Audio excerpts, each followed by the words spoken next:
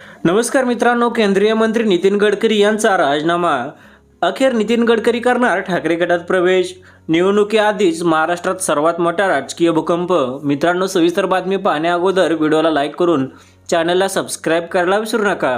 मित्रांनो, भाजपकडून 2024च्या लोकसभेची यादी जाहीर करण्यात आली आहे.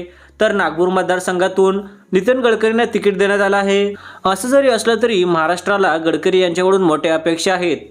गडकरी पंतप्रधान पदाचे उमेदवार देखील असताना नरेंद्र मोदी आणि अमित शहा त्यांना सातत्याने टाळत आहेत.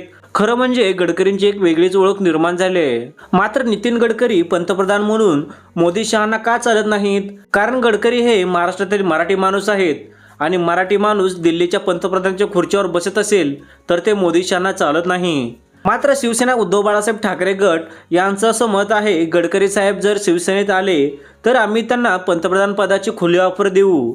तर मित्रांनो, नितीन गडकरी भारत देशाचे पंतप्रधान झाले तर देशाचा विकास होईल का? कमेंट करून नक्की सांगा आणि असेच व्हिडिओ रोज पाहण्यासाठी चॅनलला सबस्क्राईब करायला विसरू नका.